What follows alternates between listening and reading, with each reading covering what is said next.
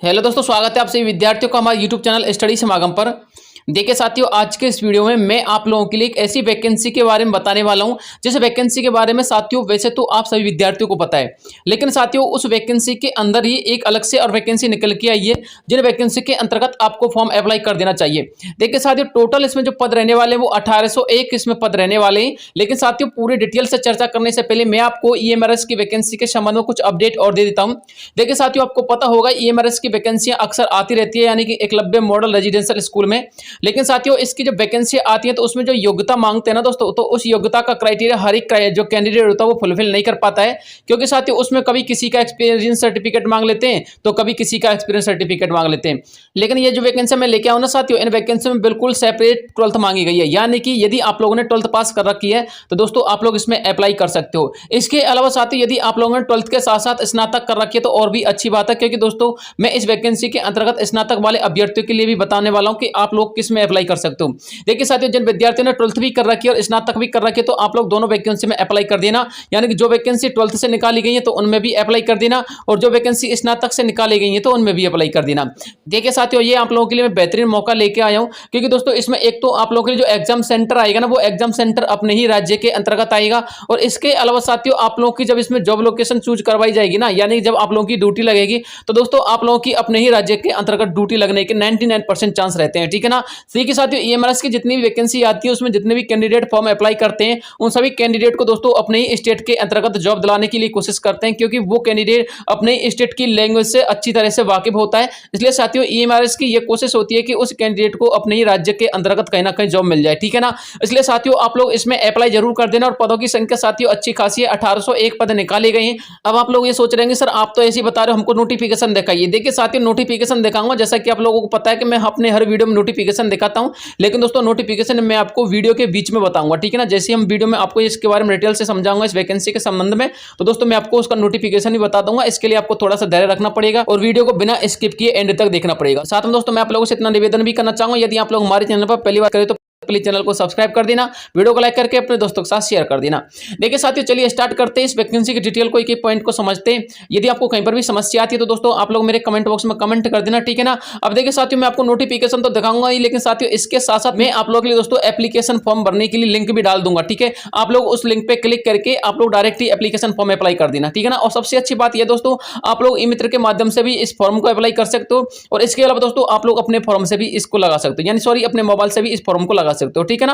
तो दोस्तों अपने मोबाइल से भी आप लोग अप्लाई कर देना। यदि आप लोग अपने मोबाइल से ना कर पाओ तो दोस्तों ई मित्र के माध्यम से भी करवा देना, ठीक है ना। तो मैं आपको दोनों ही सुविधा दूंगा, नोटिफिकेशन भी दिखा दूंगा, साथ में आप लोगों के लिए लिंक भी प्रोवाइड करवा दूंगा, जिस लिंक के माध्यम से ये फॉर्म अप्लाई किए जा रहे हैं, ठीक है ना। अब मैं साथियों इस वैकेंसी के संबंध में आपको पूरा डिटेल समझा देता हूं। देखिए दोस्तों, ये जो वैकेंसी आई है वो ईएमआरएस यानी कि एकलव्य मॉडल रेजिडेंशियल स्कूल के माध्यम से निकाली गई है। और दोस्तों इसमें जो टोटल पदों की संख्या वो 1801 पद है, ठीक है ना। यदि हम बात करें साथियों इसमें पोस्ट कौन कौन सी निकाली गई है, तो दोस्तों पोस्ट नेम देख लीजिए यहाँ पर जेएसए यानी कि junior security assistant, lab assistant. इसके अलावा दोस्तों हॉस्टल वार्डन की यहाँ पर वैकेंसी निकाली गई है। वैसे साथियों हॉस्टल वार्डन के साथ साथ और भी अन्य पदों पर वैकेंसी चल रही है, आप लोगों को पता होगा। इसके फॉर्म भी रीओपन हो चुके हैं, ठीक है ना।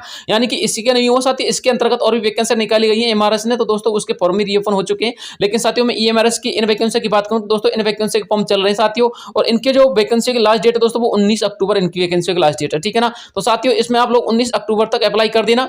यदि दोस्तों इसकी डेट जो है बढ़ती है तो मैं आपको तुरंत बता दूंगा, ये वीडियो प्रोवाइड करवा दूंगा कि इसकी डेट बढ़ चुकी है, आप लोग आगे भी अप्लाई कर देना। वैसे साथियों आप लोग कोशिश करना कि 19 अक्टूबर से पहले पहले अप्लाई कर देना। वैसे मैं आपको लिंक वीडियो के डिस्क्रिप्शन बॉक्स में डाल दूंगा, उस पर क्लिक करके भी आप अपने मोबाइल से अप्लाई कर सकते हो, ठीक है ना। अब बात करते हैं साथियों आप लोग की एप्लीकेशन फॉर्म की, तो दोस्तों आप लोग को अप्लाई करना है ऑनलाइन, ठीक है ना। ऑनलाइन के माध्यम से अप्लाई करना, ऑफलाइन इसमें कोई सुविधा नहीं रखी गई है।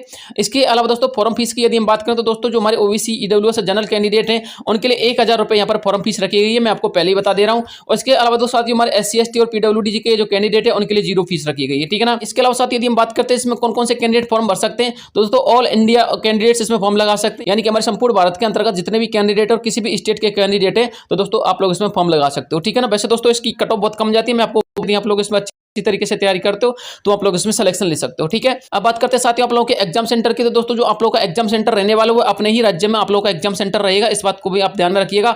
इसके अलावा साथियों जो जॉब लोकेशन आप लोगों की रहने वाली है वो भी अपने ही राज्य में आप लोगों की जॉब लोकेशन रहने वाली है। ठीक है ना दोस्तों, इसमें आप लोग फॉर्म जरूर अप्लाई करना, आप लोग के लिए सुनहरा मौका मैं लेके आई हूँ। अब योग्यता की बात करें तो साथियों जो हमारे अभ्यर्थी 12th पास किए हुए हैं, देखिए यहाँ पर लिखा हुआ है, मैंने आप लोगों के लिए ऑलरेडी लिख दिया है। योग्यता आप लोग के पास 12वीं पास होनी चाहिए। यदि आप लोगों ने 12वीं पास कर रखी है तो दोस्तों आप लोग इसमें अप्लाई कर सकते हो। ठीक है ना, इसके अलावा साथियों यदि आप लोगों ने स्नातक भी कर रखी है ना तो भी दोस्तों आप लोग इसमें अप्लाई कर सकते हो। मैं स्नातक वाले अभ्यर्थियों के लिए भी इन वैकेंसियों को लेके आया हूं। इसमें दोस्तों हमारे कुछ स्नातक वाले अभ्यर्थियों के लिए वैकेंसियां निकाली गई हैं। ठीक है, अब बात करते हैं साथियों वैकेंसियों की डिटेल की। यहाँ पर वैकेंसी की डिटेल मैंने आप लोगों के लिए लिख दी है, आप लोग इसकी वैकेंसी की डिटेल को अच्छी तरीके से देख सकते हो। मैं अभी आपको बता देता हूँ कि इसकी वैकेंसी की डिटेल में आप लोगों से क्या क्या मांगा है। देखिए साथियों जूनियर सेक्रेटरी असिस्टेंट की यदि हम बात करें जेएसए की तो दोस्तों 759 पोस्ट यहाँ पर निकाली गई है। 12th पास दोस्तों इसमें मांगी गई है और 30 वर्ष का जो कैंडिडेट हो चुका है, यानी कि मैक्सिमम एज दोस्तों आप लोग से 30 वर्ष इसमें मांगी गई है। और दोस्तों यदि आप लोग की सैलरी की बात करें तो 19,900 से लेकर के 63,200 रुपए तक आप लोगों की सैलरी रहने वाली है, यानी कि सैलरी दोस्तों आप लोगों के लिए अच्छी खासी मिलने वाली है। सेंटर की जॉब है साथियों, गवर्नमेंट जॉब आप लोगों की इसमें लगेगी। ठीक है ना, अब बात करते हैं साथियों आप लोगों की अगली वैकेंसी की। तो दोस्तों अगली वैकेंसी आप लोगों की लैब असिस्टेंट की है। लैब असिस्टेंट में दोस्तों 373 टोटल इसमें पोस्ट निकाली गई है। 12th पास इसमें मांगी गई है। और दोस्तों जो आप लोगों से उम्र का क्राइटेरिया इसमें रखा गया है वो भी 30 वर्ष रखा गया है, यानी कि आप लोगों की मैक्सिमम एज कितनी होनी चाहिए, 30 वर्ष होनी चाहिए। और आप लोगों का जो वेतन इसमें रखा जाएगा दोस्तों लैब असिस्टेंट के कैंडिडेट के लिए वो 18,000 रुपए से लेकर के 56,900 रुपए तक आप लोगों का इसमें वेतनमान रहने वाला है। ठीक है ना, अब बात करते हैं साथियों आप लोगों की हॉस्टल वार्डन की। हॉस्टल वार्डन में दोस्तों आप लोग की 669 पोस्ट निकाली गई हैं। और दोस्तों आप लोगों से यहाँ पर 12th पास नहीं मांगी गई है, आप लोगों से डिग्री यहाँ पर मांगी गई है। ठीक है ना, यानी कि यदि आप लोगों ने स्नातक कर रखा है दोस्तों किसी भी सब्जेक्ट से, यदि आप लोगों ने स्नातक कर रखा है तो दोस्तों आप लोग इसमें अप्लाई कर देना। इसके अलावा दोस्तों 35 वर्ष यहाँ पर जो है आप लोग की एज क्राइटेरिया मांगा गया है, यानी कि आप लोग 35 वर्ष के यदि हो, यानी कि मैक्सिमम एज आप लोगों की 35 वर्ष यहाँ पर रखी गई है। इसके अलावा साथियों यहाँ पर जो आप लोगों की सैलरी रहने वाली है 29,200 से लेकर के 92,300 रुपए तक आप लोगों की सैलरी रहने वाली है। तो दोस्तों आप लोग इसमें अप्लाई कर देना। ठीक है ना, वेतनमान अच्छा खासा मिल रहा है। अब बात करते हैं साथियों आप लोगों के एज क्राइटेरिया की। तो दोस्तों एज क्राइटेरिया में देखिए गवर्नमेंट के जो नियम होते हैं साथियों ओबीसी जनरल कैटेगरी के लिए आप लोगों के लिए 3 वर्ष का इसमें छूट मिलेगा। और जो हमारे SC ST या फिर रिजर्व कैंडिडेट है उनके लिए साथियों यहाँ पर 5 वर्ष का छूट दिया जाएगा। ठीक है ना, एज पर रूल्स दोस्तों आप लोग के लिए रिलैक्सेशन मिलेगा एज में। अब बात करते हैं साथियों आप लोग की चयन प्रक्रिया की, आप लोग की चयन प्रक्रिया क्या रहने वाली है, चयन प्रक्रिया को देख लीजिए। सबसे पहले बात करते हैं साथियों आप लोगों की जेएसए की। तो दोस्तों जेएसए में आप लोगों का एक रिटन एग्जाम होगा और उसमें दोस्तों आप लोगों का स्टेज फर्स्ट क्लियर हो जाएगा। इसके बाद दोस्तों आप लोगों का इसमें स्टेज सेकंड रहेगा। स्टेज सेकंड में साथियों आप लोगों से टाइपिंग टेस्ट मांगी जाएगी।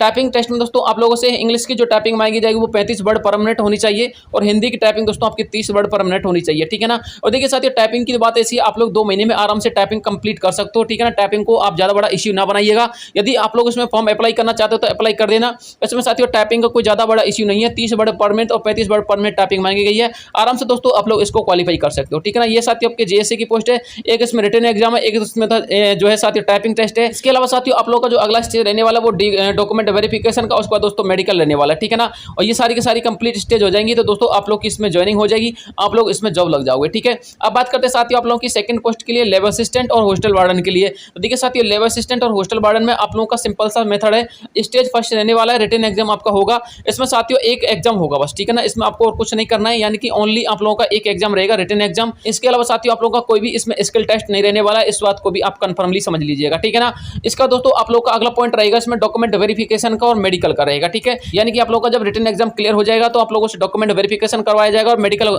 जो है करवा करके आप लोगों को ज्वाइनिंग दे दी जाएगी। वो भी दोस्तों अपने स्टेट में ज्वाइनिंग मिलेगी, चिंता ना कीजिएगा, आप लोग तो बस इसमें फॉर्म लगा दीजिएगा। ठीक है, अब बात करते हैं साथियों आप लोग नोटिफिकेशन की। तो देखिए साथियों इसका जो नोटिफिकेशन था वो कम से कम 7 से लेकर के 8 पेज का था। यदि आप लोग नोटिफिकेशन पढ़ना चाहते हो तो नोटिफिकेशन के लिंक भी मैं आपको इस वीडियो के डिस्क्रिप्शन बॉक्स में डाल दूंगा, वहां से क्लिक करके नोटिफिकेशन पढ़ लेना। देखिए साथियों वैसे तो मैंने आप लोगों की नोटिफिकेशन के ऊपर के जो पेज थे दोस्तों उनका मैंने यहाँ पर सबमिट कर दिया है, वो सारे के सारे पेज इसमें संलग्न कर रखे हैं। ठीक है ना, यहाँ पर दोस्तों लिखा होगा, यहाँ पर आप देख सकते हैं Eklavya model residential school EMRS। ठीक है ना, यहाँ पर साथ ही इसका डिटेल लिखा हुआ है, यहाँ पर लिखा हुआ है information bulletin guidelines for the filling of online application form for the EMRS staff selection exam ESSE 2023। ठीक है ना, यहाँ पर दोस्तों ये डिटेल लिखी हुई है। उसके बाद दोस्तों आप लोगों के लिए यहाँ पर वैकेंसी का डिटेल लिखा हुआ है, यहाँ पर आप लोग वैकेंसी का डिटेल पढ़ सकते हो। वैसे साथ ही 9 पेज का लगभग आपका टोटल PDF था। ठीक है ना, यदि आप उसको पढ़ना चाहते हो तो उसका लिंक मैं आपको डाल दूंगा, आप लोग डाउनलोड करके पढ़ लेना। ठीक है, तो दोस्तों यही अपडेट थी जो मुझे आप लोगों तक पहुंचानी थी। वैसे आप लोगों को PDF पढ़ने की जरूरत नहीं है, मैंने आप लोगों के लिए सारा कुछ ऑलरेडी बता दिया। ठीक है ना, आप लोगों को PDF से कुछ भी पढ़ने की जरूरत नहीं है, जो मैंने बताया एकदम सही है सटीक है साथियों, PDF से मैंने इन पॉइंटों को उठाया। ठीक है, मैं आप लोगों को दोस्तों इसकी अप्लाई करने की लिंक जो है ऑनलाइन डाल दूंगा, वहां से आप लोग अप्लाई कर लेना। यदि आप लोग SC ST कैटेगरी के कैंडिडेट तो अपने मोबाइल से अप्लाई कर लेना, यदि आप लोग जनरल कैटेगरी का कैंडिडेट हो तो भी अपने मोबाइल से अप्लाई कर लेना। लेकिन साथियों थोड़ा सा आप लोगों को प्रॉब्लम यहाँ पर देखने को मिल सकता है, 1000 रुपये का जो फीस चार्ज कटेगा ना, उसमें आप लोगों को कुछ प्रॉब्लम देखने को मिल सकता है, ठीक है ना। यदि आप लोगों से मोबाइल से कोई प्रॉब्लम आती है तो आप लोग नज़दीकी मित्र से भी ये जो है अप्लाई कर सकते हो, ठीक है। इसके अलावा साथियों यदि आप लोगों को और कोई समस्या आती है तो आप लोग मेरे कमेंट बॉक्स में कमेंट कर दीजिएगा, मैं आप लोगों की सारी समस्याओं का समाधान करने की कोशिश करूंगा। और मिलता हूं दोस्तों आप लोगों से नेक्स्ट किसी अन्य वीडियो में, तब तक के लिए जय हिंद जय भारत।